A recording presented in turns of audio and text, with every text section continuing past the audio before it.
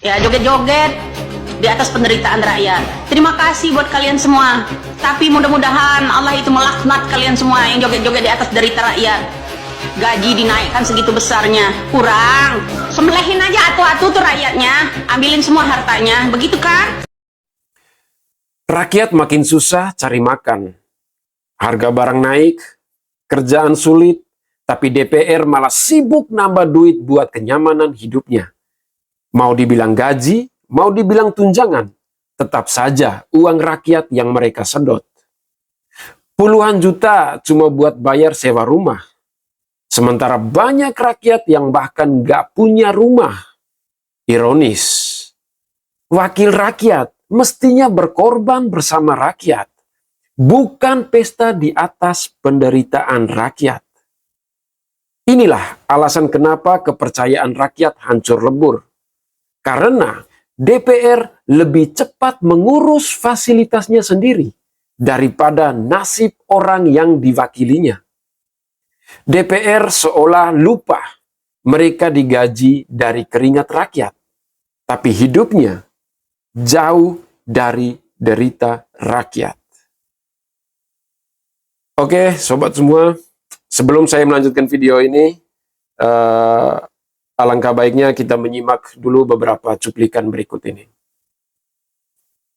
Gaji DPR 3 juta per hari, rakyat yang ngenes, wakil rakyatnya tajir melintir. Salam APBN, ambil positif, buang negatif, tonton videonya sampai habis. Negara yang katanya demokratis, tapi prakteknya lebih mirip sama sinetron Indosiar. Rakyatnya lapar, nggak makan, wakil rakyatnya kekenyangan. Rakyat ngantri minyak goreng, wakil rakyatnya ngantri voucher perjalanan dinas. Dan sekarang yang bikin geger, yang bikin viral adalah ada berita bahwa katanya gaji DPR bisa mencapai 3 juta per hari jika diakumulasikan. Fantastis sekali bukan? Fantastis tingkat dewa. Rakyat bisa dapat 100.000 per hari aja sujud syukurnya udah minta ampun deh beneran. Ini wakil rakyatnya bisa dapat 30 kali lipat. Sebenarnya gaji bulanan anggota DPR itu tidak sebesar itu gitu loh. Yang bikin gede itu apanya? Tunjangannya. Tunjangannya banyak banget coy ya. Tunjangannya itu segede gaban. Apapun itu ada tunjangannya. Tunjangan istri, tunjangan anak, tunjangan kehormatan, tunjangan listrik, tunjangan telepon. Dan sebenarnya katanya rumah dinas untuk anggota DPR itu dihapus digantikan 50 juta per bulan. Take home pay anggota DPR sebelum ada nih uang rumah aja udah bisa mencapai 54 juta per bulan. Ini ditambahin lagi sama uang rumah 50 juta per bulan.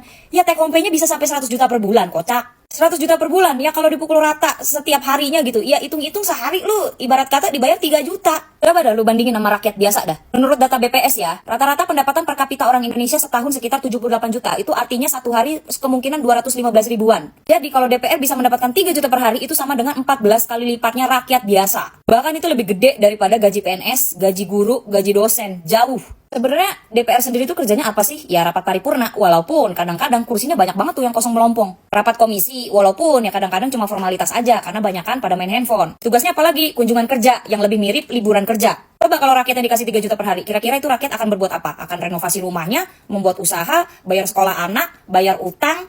Isu tentang kenaikan gaji DPR ini bukan hanya menyakitkan dan memicu amarah masyarakat ya, tapi ini juga mengganggu psikologis untuk para rakyat. DPR itu seharusnya sesuai dengan singkatannya ya, Dewan Perwakilan Rakyat. Tapi pada kenyataannya, pada realitanya, mereka lebih sering mewakilkan partai. Lebih sering jadi wakil partai, wakil pemodal, bahkan wakil diri sendiri dan wakil keluarga mereka sendiri. Kadang-kadang gue mikir ya, DPR itu dapat rumah dinas itu sebenarnya untuk apa gitu. Gaji mereka tanpa tambahan yang uang rumah ini, gaji mereka aja sudah bisa mencapai 2 digit 50 jutaan per bulan gitu. Kenapa masih harus dikasih rumah dinas juga? Dan sekalipun rumah dinas itu ditarik, dikembalikan ke pemerintah, kenapa harus dikasih uang liquidnya gitu? 50 juta lagi per bulan. Buat apa gitu? Sedangkan rakyat banyak yang tidurnya di kolong jembatan, guru honorer yang benar-benar sudah mengabdi puluhan tahun mengajar mencerdaskan bangsa dan negara ini tidak mendapatkan rumah dinas sekalipun. Rakyat demo, pemerintah nggak dengerin. Protes tentang tambang ilegal, pura-pura nggak denger, pura-pura nggak tahu. Giliran fasilitas DPR, cepet banget. Rumah dinas dihapus, langsung dapat tunjangan 50 juta. Ini mah udah bukan wakil rakyat, wakil rekening pribadi. Terus solusinya apa? Aduh, kayaknya gue udah capek deh ngasih solusi untuk negara ini, untuk anggota DPR, untuk pemerintahan tuh kayaknya gue udah capek. Tapi oke lah, mari kita bahas. Mungkin bisa menggunakan transparansi keuangan DPR. Bisa juga pengukuran kinerja kerja anggota DPR, kayak misalkan absensi. Terus apa lagi? Penghapusan tunjangan yang nggak masuk akal. Mungkin bisa juga revisi sistem penggajian pejabat gitu ya. Kayaknya seharusnya gaji DPR itu nggak 5 kali lipat lebih besar daripada guru, daripada PNS. Ya kalau misalkan pun mau lebih besar, ya tunjukin dong kinerja kerja nyatanya itu apa. Jadi apakah pantas DPR digaji 3 juta per hari? Pantas, kalau kerjanya benar. Tapi faktanya belum ada bukti yang cukup dan akurat. Rakyat yang bayar pajak, rakyat yang susah, rakyat yang luntang-lantung, wakil rakyatnya hidup dengan kemewahan. Besok-besok jangan sampai nih ada tunjangan ngopi 15 juta, tunjangan bensin 50 juta. Nggak sekalian tunjangan tidur siang. Sebenarnya gue nggak mau masuk ke masalah ini, Bray. Tapi hati gue yang tergerak sebagai rakyat ya. Gue baca berita nih, gaji anggota DPR itu bisa sampai 3 juta per hari. Sedangkan rakyat kecil, banyak yang masih susah cari makan, kerja serabutan, bahkan ada yang gaji sebulan belum nyampe segitu. Tapi gue punya hak sebagai rakyat, buka suara kan. Ini bukan soal iri, tapi soal keadilan. Gaji besar nggak masalah, asal bener-bener kerja buat rakyat. Yang kita harapin itu kerja nyata, turun langsung ke masyarakat, dengerin suara kita. Gitu. Menurut lu gimana, Bray? Adil nggak gaji segede itu? Sementara rakyat masih banyak yang kesusahan. Coba tulis pendapat lu dan komen ya, biar kita belajar bareng soal keadilan. Merdeka belum ya? Belum kayaknya ya. Gaji DPR di Indonesia itu tembus 3 juta per hari. Berbalik nih dengan DPR di Swedia. Oke cuy, kalau kita runtut-runtut sih sebenarnya ini kayak anomali ya. Padahal anggota DPR itu kan bentuk dari pengabdian ya. Pengabdian harus bermasyarakat ya, harus ngabdi ke negara, ke masyarakat dan sebagainya, bukan mendapatkan fasilitas yang bener-bener mewah dengan gaji gede dan lain sebagainya. Mereka tuh ngabdi dan memperjuangkan masyarakat. Seharusnya kan begitu ya. Sepakat gak kalian? Kalau nggak sepakat tulis kolom komentar.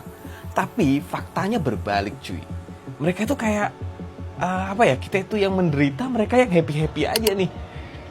Terus kalau kita komplain atau kalau kita demo, mereka paling tutup kuping. Toh gajinya tetap jalan, toh tiap bulan tetap dapat gaji kan. Ya agak anomali sih, kayak gimana ya DPR ini. Menurutku bener kata-kata Gus Dur dulu ya, menurut bubarkan aja DPR. Gimana cuy menurut kalian cuy? Tumpahkan unek-unek kalian di kolom komentar cuy.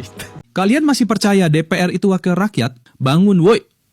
Nyatanya Dewan Perwakilan Rakyat seringkali justru tidak mewakili rakyat. Setiap kali pemerintah bikin aturan atau undang-undang, siapa yang jadi penentu akhirnya? Ya, DPR ini. Tapi kenapa justru aturan yang paling mencekik rakyat malah mereka setujui? Kenaikan pajak, tanah nganggur disita negara, pemblokiran rekening asal-asalan, sampai royalti musik yang nggak jelas. Dan baru-baru ini, kita disajikan berita yang bikin seluruh rakyat Indonesia muak. Apalagi kalau bukan kenaikan gaji anggota Dewan tembus 3 juta per hari. Mereka langsung ketok palu dengan happy, bergoyang ria tanpa rasa malu. Mereka seakan tidak peduli dan menari-nari di atas jutaan rakyat yang memilihnya. Lalu coba tebak, kebijakan apa yang sampai sekarang nggak mereka setujui? Ya, penyutaan aset para koruptor yang maling duit negara. Jadi sekarang lo udah tahu kan, siapa sebenarnya yang mereka wakili?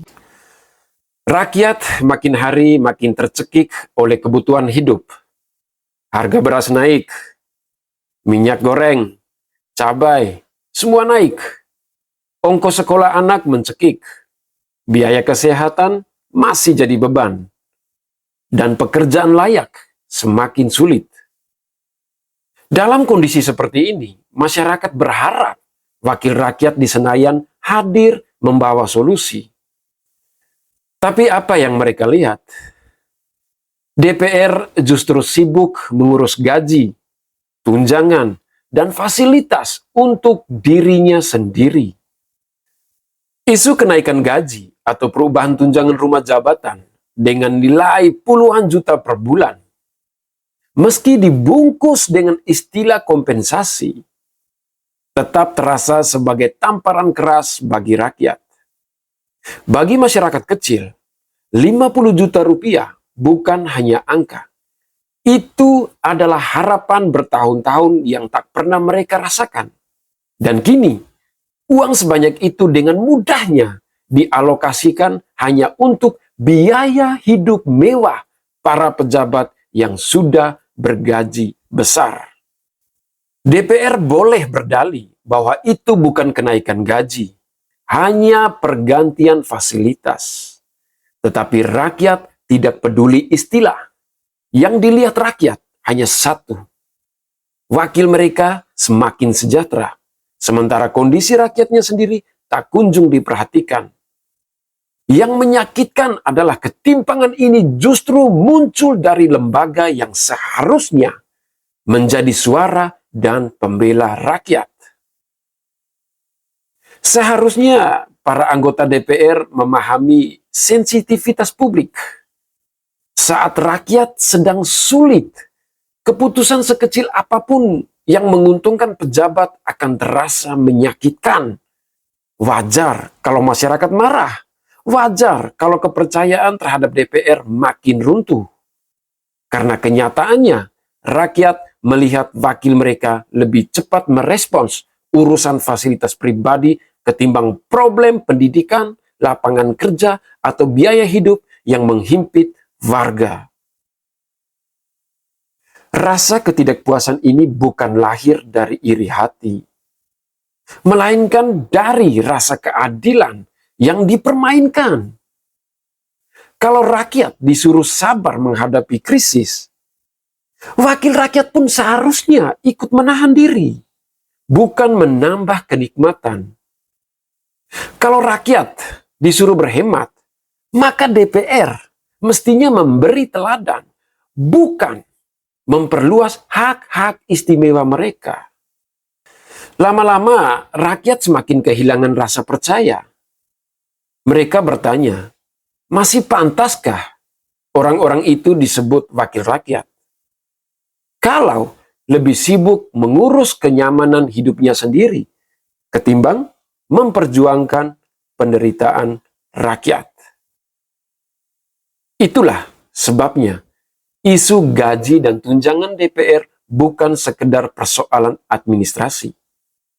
Ini adalah soal moral, soal keadilan, soal rasa empati.